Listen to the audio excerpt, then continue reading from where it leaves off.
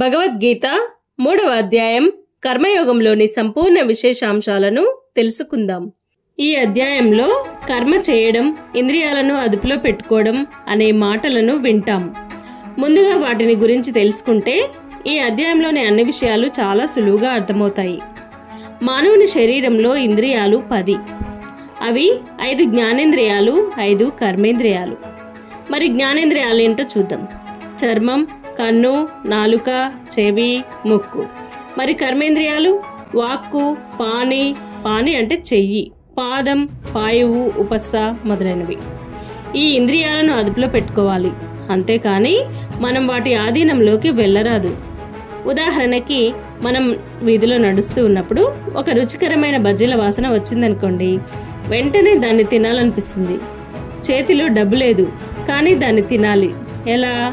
దొంగతనంతో బజ్జీని సొంతం చేసుకుంటాం, కానీ బజ్జీల వ్యాపారికి దొరికిపోయాం. పరిస్థితి ఎంత అవమానకరంగా ఉంటుంది ఆలోచించండి. ఈ ఉదాహరణలో వాసనకి, రుచికి మనం లొంగిపోయాం, అందుకే అలా జరిగింది. దేన్నైనా ధర్మబద్ధంగా స్వీకరించాలి, అంతేకాని అధర్మంగా పొందాలని చూడొద్దు. అందుకే ఇంద్రియాలను అదుపులో పెట్టుకుంటే అవి కావాలన్న ప్రతి దానికి పరిగెత్తం. సరే, ఇప్పుడు కర్మ గురించి తెలుసుకుందాం. కర్మ అంటే పని అని అర్థం. భాషా శాస్త్రాల్లో క్రియ అంటే పని అని అర్థం. ఇక్కడ దాన్ని ఆపాదించుకోవద్దు. ఎవరు దేనికి సంబంధించిన పనిని చేయవలసి ఉందో ఆ పనిని చేయాలి.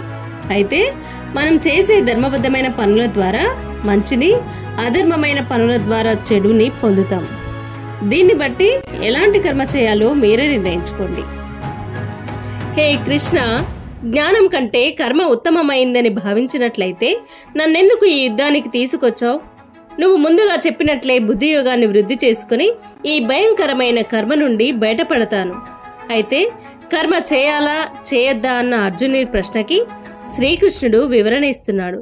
ధ్యానం ద్వారా జ్ఞానాన్ని పొందిన యోగికి మోక్ష ప్రాప్తి లభిస్తుంది. అలాగే కర్మ చేసిన వారికి మోక్షం లభిస్తుంది. అయితే ఫలితాన్ని ఆశించకుండా కర్మ చేయాలి. మన నడవడికలో చాలా విధాలైన ఢంబాచారాలుంటాయి. అనగా లోపల ఒకటి కోరుకుంటూ బయట మరొకలా ప్రవర్తిస్తుంటాం. మనకి కావలసింది రహస్యంగా పొందాలని చూస్తాం. మనం చాలా బాగా నటిస్తుంటాం. ఇలా వంచకునిలా ఉండరాదు. శారీరకంగా తీవ్రమైన కర్మను నిర్వహిస్తున్నా ఇంద్రియాల మీద పూర్తి పట్టును కలిగి ఉండడం వల్ల ఆ పని కర్మయోగం అవుతుంది. ఇలా చేయడం వల్ల మనస్సు విశాలమవుతుంది. ఇంకా శ్రీకృష్ణుడు ఈ విధమైన సలహానిస్తున్నాడు. నీకిచ్చిన పనిని నైపుణ్యంతో శక్తినంతా ఉపయోగించి చక్కగా నిర్వర్తించు.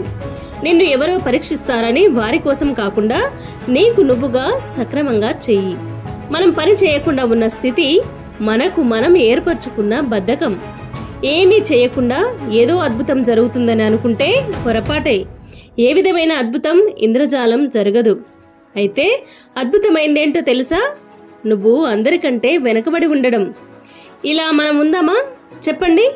కష్టించి పనిచేసేవారు పురుషులైనా స్త్రీలైనా సింహం లాంటి వారు. లక్ష్మి వారి వద్దకు పరిగెడుతుంది. ఏదైనా మన చేతుల్లో ఏముంది, అంతా దైవ నిర్ణయం అంటూ నిర్బలుడిలా నిస్సత్తువగా మాట్లాడుతుంటాం. ఇలాంటి చేతగాని కబుర్లన్నీ కట్టిపెట్టండి. ఒక్కొక్కసారి ఎంత కష్టపడ్డా ఫలితం రాకపోవచ్చు. అయితే ఏంటి? పనినైతే చక్కగా చేశావుగా. నువ్వు బాగా చేశావనేది నీ అంతరాత్మకు తెలుసుగా. అందుకని పని చేస్తూనే ఉండు, అంతేగాని ఎంత పని చేసినా ప్రయోజనం లేకుండా అయ్యింది అని కృంగిపోయి పనిని విరమించుకోవద్దు.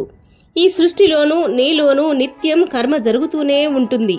కాబట్టి ఈ రెండింటికి తగ్గట్టుగా నిన్ను నువ్వు సరిచేసుకో. పనిలో నిమగ్నమవ్వు. నీకున్నది కొంత దైవానికి అర్పించగా మిగిలింది నీదవుతుంది. దాన్ని ప్రసాదం అంటారు. ఈ అర్పిత భావంతో చేసిన కర్మ వల్ల బంధం కలుగదు. ఈ విధంగా చేసినప్పుడు అది యజ్ఞం అవుతుంది. భారతంలోనూ మనశ్శాస్త్రాల్లోనూ ఇలా ఉంది. నీ వరకే నీవు తిన్నప్పుడు అది బంధం అవుతుంది. ఇతరులకు కొంత ఇచ్చి తర్వాత భుజిస్తే అది పవిత్రమైనదిగా చెప్పబడింది. ఇలా మనం ప్రకృతికి, సమాజానికి చేయవలసిన కర్మ ఉంది. ఎందుకంటే మనం ప్రకృతితో ముడిపడి ఉన్నాం. త్యాగం అన్న దృష్టితో కర్మ చేస్తే అది బంధంగా మారదు. స్వార్థపరుడు ఎల్లప్పుడూ తన కొరకే పనిచేస్తుంటాడు. అది ఖచ్చితంగా బంధమే అవుతుంది. ప్రేమ, దయ, అవగాహన అతనికి లేవు.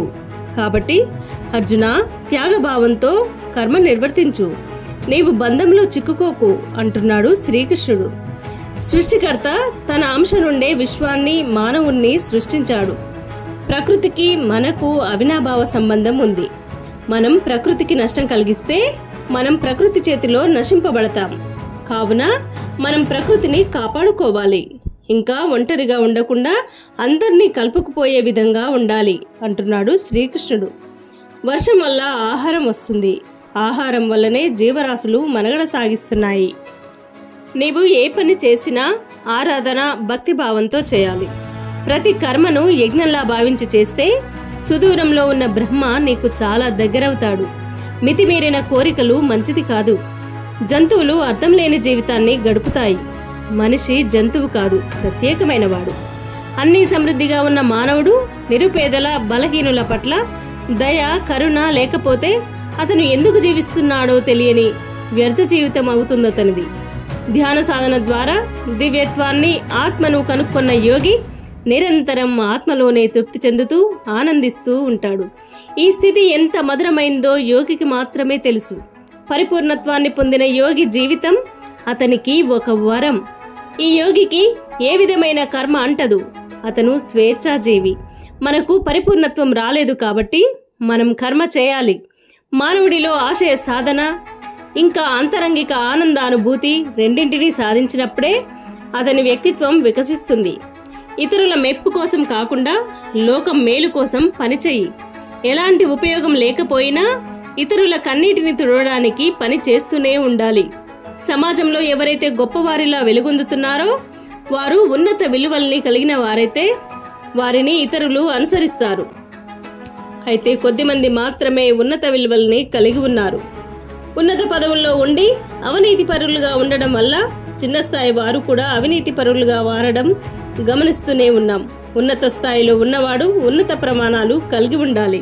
నీకు నీవుగా విలువలు పాటిస్తూ జీవితాన్ని గడపాలని శ్రీకృష్ణుడు చెబుతున్నాడు.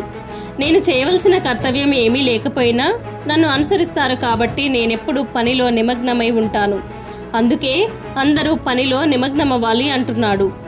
నేను ఏ కర్మ చేయకుండా ఉంటే నన్ను అనుసరిస్తున్న వారు కూడా ఏ కర్మ చేయకుండా బద్ధకస్తులవుతారు. వారిని నేనే పాడు చేసిన వాడిని అవుతాను. ఆధ్యాత్మికంగా ఎంతో ఉన్నతంగా ఎదిగిన సాధువులు సైతం వారికి ఏ అవసరం లేకపోయినా ప్రజాభివృద్ధికి పాటుపడుతూ ఆదర్శంగా ఉండడం అవసరమని చెబుతున్నాడు భగవాన్ శ్రీకృష్ణుడు. ప్రకృతిలో ఉన్న సత్వ, రజో, తమో గుణాలు మానవునిలోనూ ఉన్నాయి. ఏ విషయంలో ఆసక్తి లేకుండా ఉండడం తమోగుణానికి చెందింది. విపరీతమైన శక్తి రజోగుణానికి చెందింది. నిశ్చలత్వం, నిర్మలత్వం అనేవి సత్వగుణానికి చెందినవి. ప్రకృతిలో ఇంకా మానవునిలో జరిగే క్రియలన్నీ ఈ 3 గుణాలతోనే నడుస్తున్నాయి. ఈ మూడింటి కలయిక వల్లే సృష్టి పరిణామం జరుగుతుంది. ప్రకృతికి అన్నింటినీ అధిగమించే స్థితి ఉంది. ఇదే స్థితి మానవునిలోనూ ఉందని వేదాంతం చెబుతుంది. ప్రకృతిలో గల రసాయనిక, భౌతిక పదార్థాలే మనలోనూ ఉన్నాయని విజ్ఞాన శాస్త్రం, జీవశాస్త్రం చెబుతుంది. మన ఇంద్రియ జ్ఞాన వ్యవస్థ ప్రకృతి నుండే పనులు నిర్వహిస్తుంది. ప్రకృతే మనల్ని అలా చేసేలా ప్రోత్సహిస్తుంది. అయితే మనం మాత్రం అంతా నేనే చేశాను అంటాం. ప్రకృతి యొక్క కర్మ విధానాన్ని తెలుసుకున్న వారు గుణాల వల్ల గుణాలు పనిచేస్తున్నాయన్న సత్యాన్ని తెలుసుకొని అహంకారానికి బందీలు కారు. ఇక శ్రీకృష్ణుడు మొట్టమొదటిసారిగా తానే భగవంతుడనని మృదువుగా స్పృశిస్తూ ఇలా అంటున్నాడు: నీ కర్మలన్నింటినీ నాయందు త్యజించి దివ్యమైన స్థితిలో జీవితం అనే యుద్ధాన్ని ఒక నిర్దిష్టమైన వైఖరితో చలించకుండా చెయ్యి. ఉద్వేగం లేకుండా ప్రశాంతంగా కర్మ నిర్వహించు అంటున్నాడు. ధ్యానం ద్వారా జ్ఞానాన్ని పొందిన యోగి దేన్నైతే పొందుతాడో తాను నిర్వహించవలసిన పనులను ప్రశాంతంగా నిర్వహించిన కర్మయోగి కూడా దాన్నే పొందుతాడు అనేది శ్రీకృష్ణుడు అందించిన అద్భుత సందేశం. భగవద్గీత 1000 సంవత్సరాల పురాతనమైనదే అయినా ఈనాటి పరిస్థితులకు సరిపోయేదిగా ఉంది. చైతన్య, జడ పదార్థాల కలయికే మానవుడు. ప్రకృతి మనలో జడ పదార్థాన్ని ఉంచింది. అయితే మనలో ప్రకటితమయ్యేది చైతన్యమే. జగన్మాత మహామాయగా ప్రపంచంలో ప్రకటితమై ఉంది. కావున యోగిని సైతం మహామాయ లాగేసుకుంటుంది. కాబట్టి మనం ఎల్లప్పుడూ చాలా జాగ్రత్తగా, జాగరూకతతో, అప్రమత్తంగా ఉండాలి. మానవుడు ప్రకృతిని కాదనుకున్నా అతను మాత్రం ప్రకృతి ఆధీనంలోనే ఉండక తప్పదు. మానవుని జీవితం ఒక తీర్థయాత్ర లాంటిది. జీవితం సాఫీగా నడవాలంటే రాగద్వేషాల విషయం తెలుసుకొని మసలుకోవాలి. శ్రీకృష్ణుడిని అర్జునుడు ఎలాంటి కారణం చేత మనిషి దారుణమైన కృత్యాలు చేస్తున్నాడు అని ప్రశ్నిస్తున్నాడు. నాలో నేరం చేయాలని లేకున్నా ఏదో శక్తి బలంగా నేరాన్ని చేయిస్తుంది.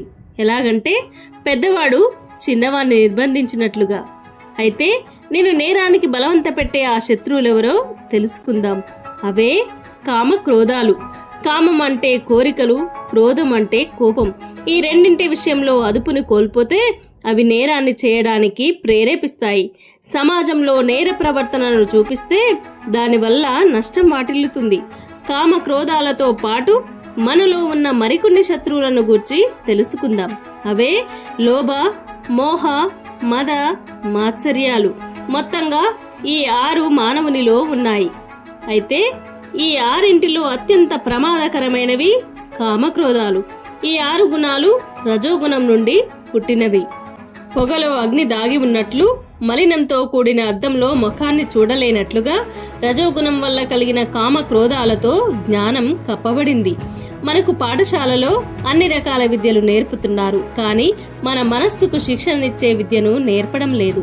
ఉదాహరణకి మన మనస్సుకు శిక్షణ లేకపోవడం వల్లనే దేవాలయానికి వెళ్ళినా కూడా అక్కడ కబుర్లు చెబుతూ ఉంటాం.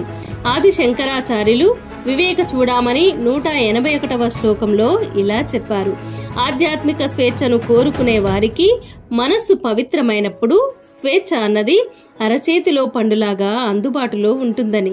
మనలో ఉన్న 6 శత్రువులకు శిక్షణ ఇచ్చినట్లయితే వాటిని రజోగుణం నుండి సత్వగుణంలోకి తీసుకురావచ్చు. మానవునిలో విపరీతమైన శక్తి ఉంది. దానికి శిక్షణ ఇస్తే అది సరైన దారిలో వెళ్తుంది. ఎలాగంటే వరద ప్రవాహాన్ని నియంత్రించి జలాశయాల నుండి నీటిని పంటలకు, విద్యుత్ శక్తికి ఏ విధంగా అయితే వినియోగించగలమో అలా జీవితానికి ఏదైతే విలువైందో దాని శక్తినంతటినీ వినియోగించుకోవాలి. లేదంటే తాగుబోతు కారు నడిపిన విధంగా జీవిత పయనం వ్యర్థమవుతుంది. బుద్ధికి శిక్షణ ఇవ్వడం వల్ల జీవిత ప్రయాణం సాఫీగా సాగుతుంది. క్రమశిక్షణ లేని మనస్సు ప్రవర్తన జంతు ప్రవర్తన లాగే ఉంటుంది. కాబట్టి అర్జున, ఇంద్రియాలను మొదటగా అదుపులో పెట్టుకో. అక్కడ నుండే ఆరోగ్యం మొదలవుతుంది. ఆత్మ అనునది 5 కోశాలతో కప్పబడింది. అవి అన్నమయ, ప్రాణమయ, మనోమయ, విజ్ఞానమయ, ఆనందమయ కోశాలు. మనస్సు కంటే ఉన్నతమైంది బుద్ధి, బుద్ధి కంటే ఉన్నతమైంది ఆత్మ. ప్రపంచంలోని తత్వవేత్తలందరూ అనంతమైన, ఆనందమయమైన దివ్య ప్రకాశంగా ఆత్మను గుర్తించారు. ఆదిశంకరాచార్యులు బ్రహ్మసూత్ర భాష్యంలో ఆత్మ ఎల్లవేళలా పరిశుద్ధమైందని, స్వేచ్ఛాయుతమైందని, అది ఎల్లప్పుడూ మేల్కొని ఉండేదిగా చెప్పారు. శరీరం వ్యాధిపూరితమైనప్పటికీ ఆత్మ ఎలాంటి వ్యాధిని కలిగి ఉండదు.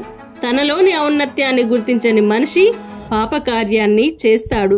అయితే ప్రతి ఒక్కరికి పాపం నుండి విముక్తిని పొందగల స్థితి ఉంది.